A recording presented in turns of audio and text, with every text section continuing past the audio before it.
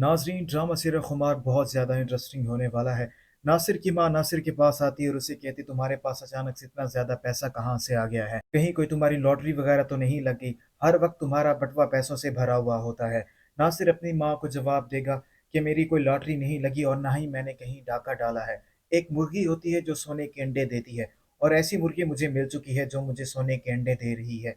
इसकी वजह से मेरे पास पैसा आना स्टार्ट हो गया है। अभी हमारे दिन बदलने वाले हैं, आप देखना। कहकशां बेगम का सबसे बड़ा ख्वाब यही है, हरीम को तकलीफ पहुंचाना और उसे फायज की जिंदगी से निकालना। हरीम की माँ की कंडीशन काफी ज्यादा क्रिटिकल होती है। हरीम की माँ जिंदगी और मौत की जंग लड़ रही होती है, लेकिन कहकशां बेगम को इस बात का भी ख्याल नहीं होता। वो हरीम को फायज से बदजन करना चाहती है, इसलिए वो फायज से कहती है कि तुम हरीम को अपनी माँ से मिलवाने तो लेकर जा रहे हो, लेकिन तुम्हें हरीम को घर वापस लेकर आना होगा। फायज अपनी माँ की इस बात से रजामंद हो जाता है। फायज कहता है कि मैं हरीम को जरूर वापस लेकर आऊंगा। फायज हरीम को लेकर हॉस्पिटल में पहुंच जाता है। हरीम जब अपनी माँ को इस हालत में देखती है तो हरीम से रहा नहीं जाता। हरीम अपनी माँ को देखकर बहुत ज्यादा परेशान हो जाती है। हरीम का बाप फायज से कहता है, बेटा जो कुछ तुमने हमारे लिए किया इतना तो कोई अपना भी हमारे लिए नहीं करता, जो कुछ तुमने हमारे लिए किया है। फायज जवाब देगा, रूफी और हरीम की माँ मेरी भी तो माँ हुई। ये जो कुछ भी मैंने किया है अपनी माँ के लिए किया है, आपको किसी बात की टेंशन लेने की जरूरत नहीं है। अंकल, ये वक्त मुनासिब तो नहीं है, लेकिन मैं आपसे कुछ कहना चाहता हूँ। हरीम का बाप कहता है, कहो बेटा, आप क्या कहना चाहते हैं? फायज हरीम के बाप को जवाब देता है कि ऐसा मुमकिन है कि हरीम को आज की मुलाकात के बाद मैं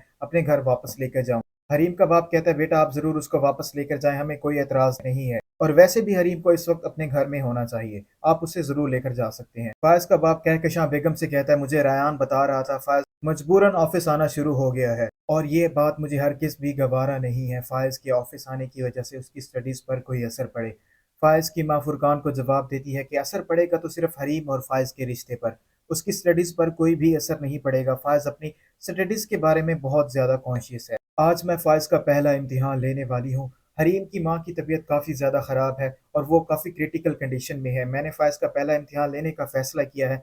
मैंने फायज से कहा है कि हरीम को वो घर वापस लेकर आए, लेकिन हरीम अपनी माँ के साथ रहना चाहती है। अब देखते हैं क्या फायज हरीम को घर वापस लेकर आता है या नहीं। हरीम का बाप हरीम के पास आता है और उसे बताता है, फायज तुम्हें घर वापस लेकर जाना चाहता है।